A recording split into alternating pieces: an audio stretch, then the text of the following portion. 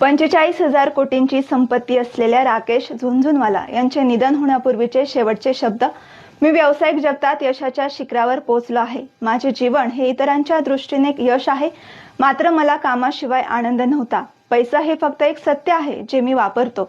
या क्षणी हॉस्पिटलच्या पलंगावर पडून आणि माझ्या संपूर्ण आयुष्याकडे वळून पाहताना मला जाणवते की ज्या ओळखीचा आणि पैशाचा मला अभिमान होता तो पूर्णतः क्षीण आणि निरुपयोगी आहे.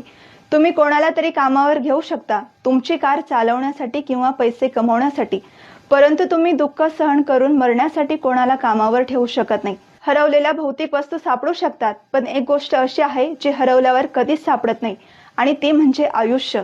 आपण आयुष्याच्या कोणत्याही टप्प्यावर असलो तरी कालांतराने आपल्याला त्या दिवसाला सामोरे जावे लागते ज्या दिवशी आपल्या हृदयाची धडधड थांबते. त्यामुळे तुमच्या कुटुंबावर, जोडीदारावर आणि मित्रांवर प्रेम करा. त्यांच्याशी चांगले वागा, त्यांची फसवणूक करू नका. कधीही अप्रामाणिक किंवा विश्वासघातकी होऊ नका. जसजसे आपण मोठे आणि शहाणे होत जातो तसतसे आपल्याला हळूहळू लक्षात येते की 300 रुपये किंवा 3,000 रुपये किंवा 2-4 लाख रुपये किमतीचे घड्याळ तीच वेळ सांगते. आमच्याकडे 100 किंवा 500 रुपयाचे पाकिट असो, आज सर्व काही सारखेच असते. आपण 5 लाख किमतीची कार चालवतो किंवा 50 लाखांची कार चालवतो, मार्ग आणि अंतर सारखेच आहेत आणि आपण त्याच निश्चित केलेल्या ठिकाणावर पोहोचतो. आपण 300 स्क्वेअर फूट किंवा 3,000 स्क्वेअर फूटच्या घरात राहतो, सर्वत्र एकटेपणा सारखाच असतो. तुम्हाला कळेल की तुमचा खरा आंतरिक आनंद यात नाही. त्यामुळे या जगाच्या भौतिक गोष्टींमधून बाहेर या. तुम्ही फर्स्ट क्लास किंवा इकॉनॉमी क्लासमध्ये उड्डाण करा. जर विमान खाली गेले तर तुम्ही त्याच्याबरोबर खाली जाणार आहात. म्हणूनच मला आशा आहे की तुम्हाला हे समजले असेल की तुमचे मित्र असतील ज्यांच्याशी तुम्ही गप्पा मारता, हसता, गाता, आनंद व्यक्त करता. जीवनाचा हाच खरा आनंद आहे.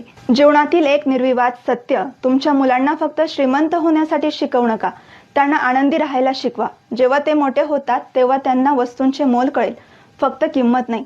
जीवन म्हणजे काय? जीवन अधिक चांगल्या प्रकारे समजून घेण्यासाठी 3 ठिकाणे आहेत: रुग्णालय, जेल आणि स्मशानभूमी. रुग्णालयात तुम्हाला समजेल की आरोग्यापेक्षा काहीही चांगले नाही.